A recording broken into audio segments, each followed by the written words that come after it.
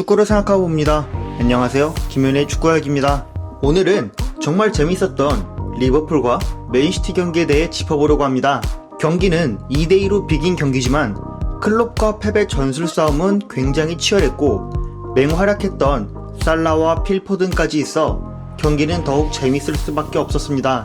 특히 이 경기는 양팀의 경기 통계 수치까지 어느 팀 한쪽으로 쏠린 수치보다 두 팀이 비슷한 수치를 보여주고 있습니다. 결국 이 두 팀이 비슷한 통계 수치와 2대2 동점을 기록한 것은 경기 흐름은 한 팀이 주도했을지라도 전체적인 경기 운영면에서는 대등한 경기력을 보였다는 것을 말해주고 있습니다. 또 전반전에는 맨시티가 더 높은 XG값을 보여주지만 후반전은 리버풀이 더 높은 XG값을 보여준 점도 굉장히 흥미로운 점이었습니다. 전체적인 경기 전술에 대해 자세히 짚어보면 양팀이 준비한 포메이션은 4-3-3이었습니다. 특히 이번 경기에서 펩이 준비한 4-3-3에는 프론트 라인에 좌측에 포든, 가운데에 그릴리시, 우측에는 제주스로 준비했는데요. 선발 명단을 봤을 때 첼시전에서는 좌측에는 그릴리시, 가운데는 포든이 나왔는데 포든이 좌측으로 나온 점은 펩이 생각한 노림수가 있었을 거라 생각됐습니다. 이 외에도 펩이 지난 첼시와 파리전과 달리 이번 경기에서는 실바와 더브라이너를 다르게 활용했는데요. 기본적으로 전체적인 선수들은 유연한 움직임을 보였지만 실바와 더브라이너의 위치도 바뀌었고 역할도 지난 두 경기와 차이가 있었습니다. 지난 두 경기에서는 실바가 주로 우측면에서 로드리를 도와 후방 빌드업을 도와주고 우측 하프 스페이스로 이동하고 더브라이너는 좌측면에서 전진했지만 이번 경기에서는 실바가 주로 좌측면에 있고 더브라이너도 우측면에서 전진하기보다 오히려 낮은 포지셔닝을 보이면서 후방 빌드업을 도와주는 역할이었습니다. 그래서 지난 두 경기에서는 4-2-3-1에 가까워 보였지만 이번 경기에서는 4-3-3에 더 가까웠습니다. 또 두 선수가 위치를 바꾼 데는 실바가 핸더슨의 전진을 제어하기 위함도 있었습니다. 주로 리버풀에서 핸더슨은 우측 하프 스페이스 공간을 활용하기 위해 전진하는데 펩은 핸더슨의 전진을 실바를 통해 제어하려는 생각이 있었던 것으로 생각됩니다. 그래서 파비뉴와 존스가 투볼란트 형태로 있을 때 더브라이너가 주로 전진하는 포지셔닝을 자주 보였습니다. 한편 실바는 중원 빌드업을 위해 돕기도 했지만 공격 상황에서는 측면에 가깝게 공격 흐름을 이어가도록 했습니다.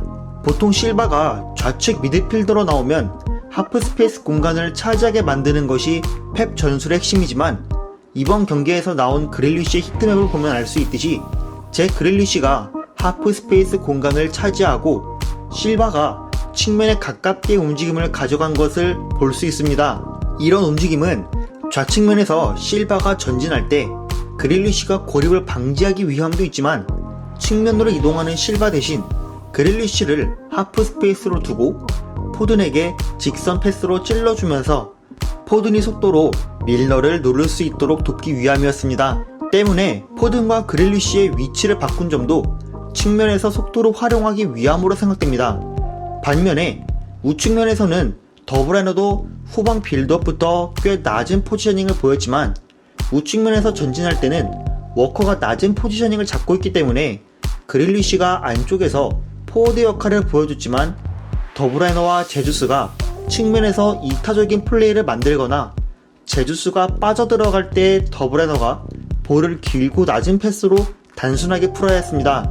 때문에 주로 우측면에서는 고립이 될 때 마땅한 해결책이 없었기 때문에 펩은 후반전부터 우측면에서는 워커가 주로 측면이나 안쪽으로 전진할 수도 있도록 만들었고 시티의 두 골 다 관여할 수 있었습니다. 이러한 워커의 움직임은 워커가 경기 흐름을 잘 읽고 있는 선수임을 알 수 있는 대목이었습니다. 이제 수비 부분에 대해 짚어보도록 하겠습니다. 시티와 리버풀은 이번 경기에서 공통적으로 4-3-3 수비 포메이션을 보였는데요. 펩은 누구보다 4-3-3 포메이션의 강점은 중앙을 좁게 형성해 제어할 수 있지만 주로 측면에 공간이 생기는 점을 알고 있는 듯 했습니다. 특히 리버풀은 로버트슨과 밀러가 나왔기 때문에 맨시티는 측면을 견제하는 수비 움직임이 보였습니다. 주로 측면에 있는 포든과 제주스가 바깥쪽에서 안으로 들어가 한쪽으로 모는 수비 움직임을 자주 보이면서 센터백 2명에게 가까이 붙었고, 그릴리쉬가 리버풀 빌드업의 중심이 되는 파비뉴를 압박하기 때문에 파비뉴가 측면 쪽으로 이동만 하면 센터백이 가운데로 들어갈 수 있는 동선이 생길 수 있었습니다. 때문에 리버풀은 마팁이 주로 가운데로 전진하면서 측면이나 조타에게 볼을 공급해줄 수 있었습니다. 그래서 맨시티는 3선 라인이 일자 형태를 보이게 되는데, 이 3명의 선수가 얼만큼 수비 라인과 간격을 좁히면서 볼 공급로를 차단하는 것이 중요했고, 동시에 전방 압박을 풀고 측면으로 보내주면 밀러에게는 여유 있는 공간이 생기기 때문에 3선 라인이 얼만큼 측면 공간을 빠르게 막으면서 풀백들의 전진을 얼만큼 견제해줄 수 있는지가 굉장히 중요했습니다. 특히 핸더슨의 전진과 살라가 있던 지역을 견제해야 했던 실바는 더더욱 측면에서 칸셀로와 함께 중요한 수비 임무를 가진 셈이었습니다. 또한 후반전에는 4-4-2 수비 형태를 보이면서 리버풀의 측면 공격을 견제했기 때문에 펩이 측면에 대해 초점을 두고 수비 전술을 세운 것으로 추측됩니다. 반대로 리버풀은 후방 빌드업에서 4-2-3-1에 가깝다고 볼 수 있었습니다.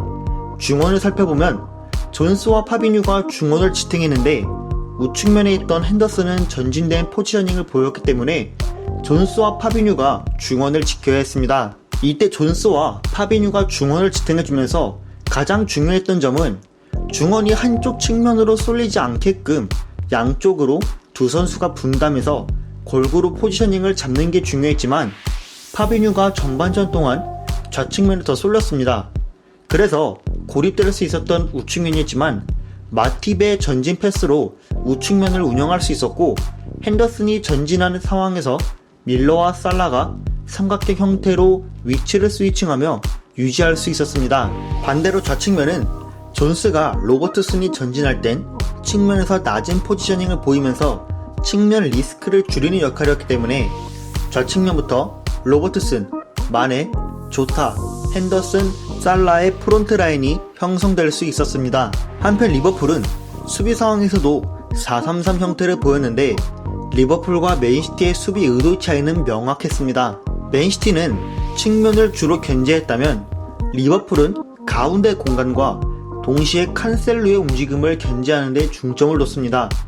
핸더슨과 살라가 실바와 칸셀루의 전진을 견제해야만 했는데요. 그래서 무엇보다 핸더슨이 실바를 꼭 견제해야 했지만, 주로 실바가 바깥쪽으로 포지셔닝을 가져가면서 핸더슨이 수비하기 어렵게 만들었습니다.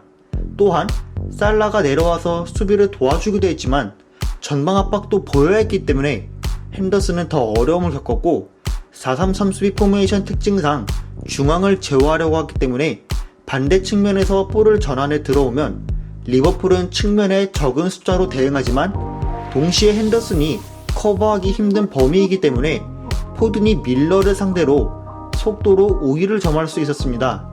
이런 수비적인 아쉬움을 클롭은 후반전부터 존스와 핸더슨에게 풀백을 향해 넓게 압박하게 만들고, 마네, 조타, 살라는 안쪽으로 좁히면서 에데르송과 센터백까지 같이 압박할 수 있게 대응했습니다. 오늘 제가 준비한 분석은 여기까지입니다. 재밌고 유익하게 보셨다면 구독과 좋아요 부탁드립니다. 감사합니다.